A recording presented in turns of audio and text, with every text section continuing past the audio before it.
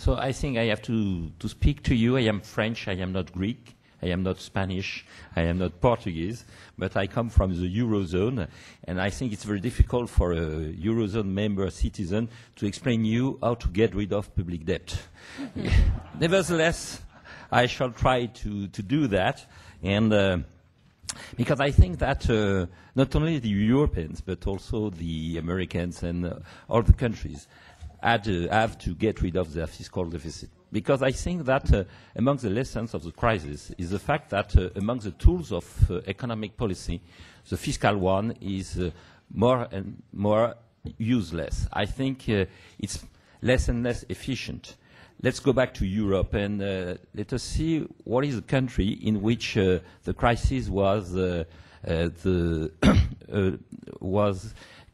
was not very important, in fact, because the economic growth was positive. There is one country in Europe in which the economic growth was positive, and it's Poland. And what was the recovery plan of Poland? What was the Polish action on the public finances? Nothing. They have done nothing. Because, and it was the most efficient economic policy.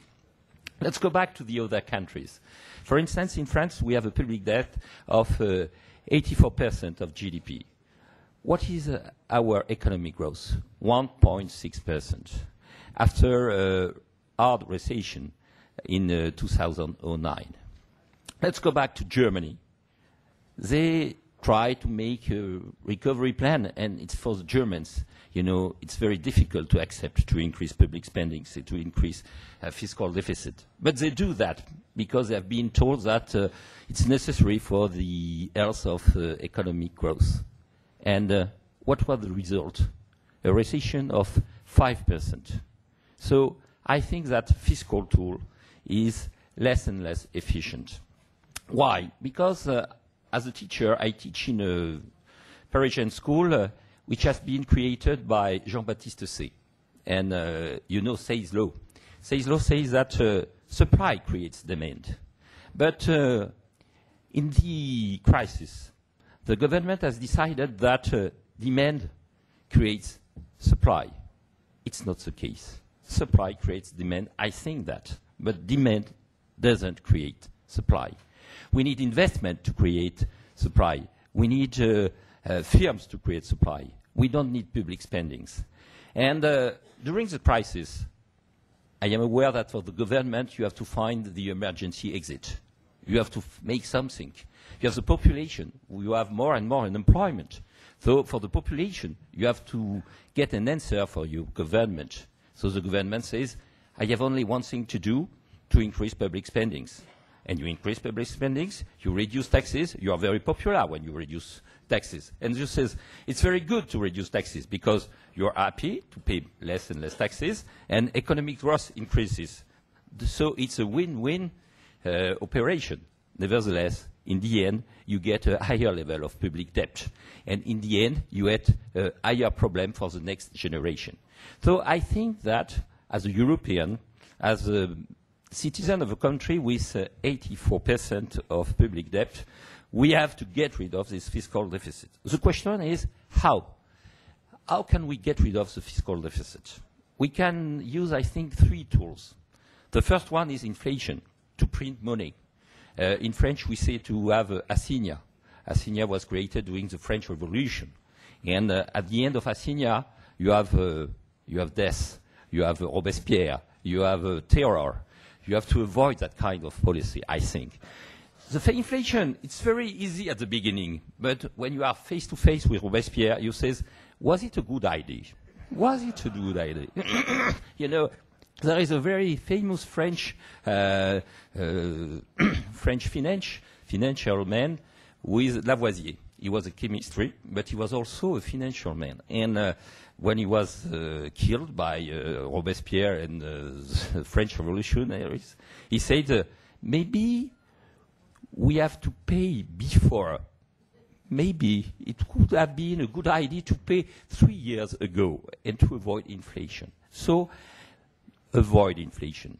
Second tool, we can increase economic growth. It's a good solution. But to increase economic growth, it's not like a miracle. You can say, I go to the church and I say, God, give us economic growth. But there is no answer. So to increase economic growth, you need investments. You need productivity. You need public spendings, but good public spendings. Not public spendings to reimburse public borrowings. Public spendings to create the future. So you need public spendings in education. You need public spendings in harbor. You need public spendings in airports. You need public spendings who creates the future, which creates the future. And the third solution is to increase taxes and to reduce public spendings. I think that it's a solution of the moment.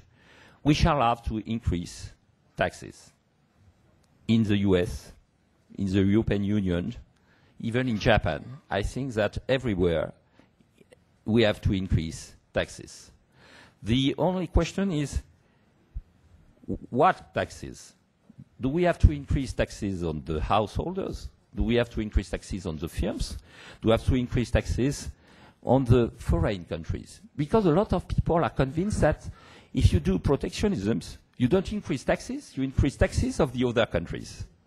I think it's a mistake, because the duties, it's the domestic customers who pay them. Nevertheless, a lot of people are convinced that we can increase taxes on the foreign countries.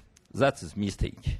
I think that the taxes which will be increased are the taxes, the green taxes. You know, it's very popular now to preserve the nature.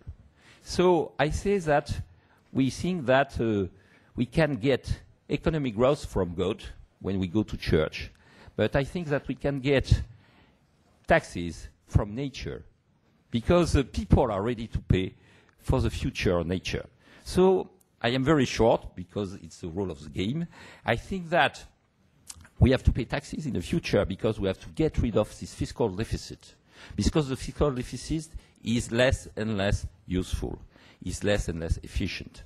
And the taxes which can be paid, because the population don't want to pay taxes, are taxes around environment, greenhouse effect. It will be very difficult because the climate is changing and it is warmer and warmer. But these days, nowadays, in Paris, it is snowing. So it's very difficult to convince the French that they have to pay for the greenhouse effect, whereas in Paris, in the beginning of December, it's snowing. Usually, it's snowing in Paris in January or February. So this is a challenge, but I think that this is the future of our economy.